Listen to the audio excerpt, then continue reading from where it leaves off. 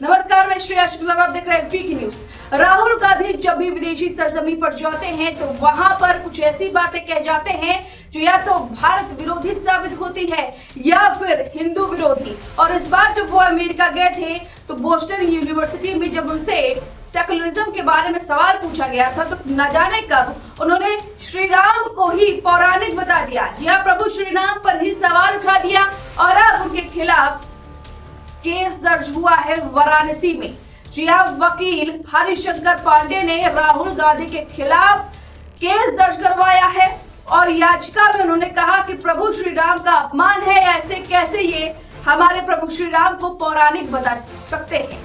आपको बता दें कि अभी हाल ही में लखनऊ हाईकोर्ट में राहुल गांधी के खिलाफ उनकी नागरिकता को लेकर केस दर्ज हुआ है। उनके खिलाफ जो है मामला चल ही रहा है। इससे पहले तमाम कोर्ट में राहुल गांधी के खिलाफ केस दर्ज हुए हैं। साथ में सुप्रीम कोर्ट ने तो बहुत बड़ा स्टेटमेंट दे दिया था, राहुल गांधी को चेतावनी दे दी थी कि अगली बार किसी भी स्वतंत्रता सेनानी के बारे में कोई भी बयान देंगे तो हम स्वतः संज्ञान लेंगे।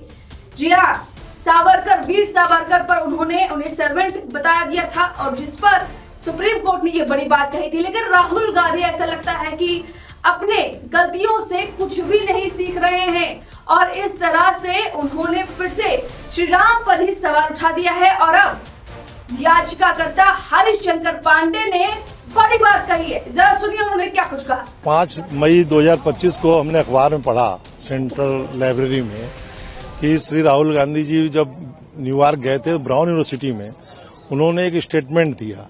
उन्होंने कहा कि भारत में सहिष्णुता का बहुत प्रभाव है, यहाँ तक कि यहाँ जो काल्पनिक जो अवतार गढ़े गए हैं वो भी इस मामले में उनका योगदान है कि वो सहिष्णु है और ये है वो है। तो अब मुझे ये प्रश्न हुआ कि आखिर सबका नाम लेने के साथ साथ हमारे भगवान श्री राम को ये काल्पनिक बार बार क्यों कहते हैं। ये एक बड़ा प्रश्न है हिंदू जनमानस सनातन धर्म के सामने कि जो हमारे देश के आधार हैं राम, जिनके आस्था के हम लोग रोज गुणगान करते हैं, और उनके खिलाफ ही हमेशा जब भी तो ये कह देते हैं कि काल्पनिक है विदेश में जाकर के।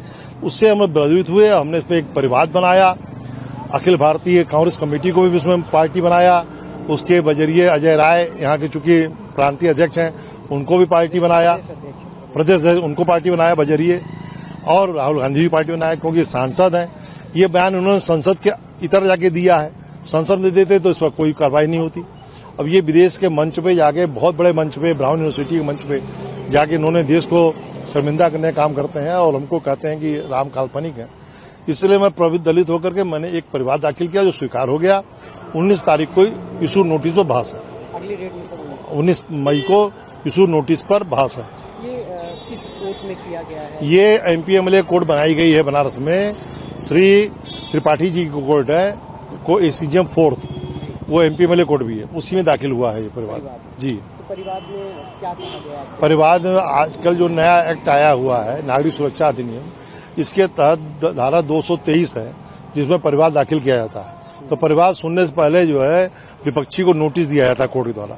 उसी नोटिस में बहस है 19 तारीख। उसमें हमने कहा है कि इन्होंने ये 5 तारीख अखबार में जो खबर छपी जागरण में, इसके द्वारा हमने जो पढ़ा जानकर, ये एक निंदनीय कार्य है, ये हिट फिशिंग है और ये नए एक्ट के तहत ये 5 साल सजा का मुकदमा है।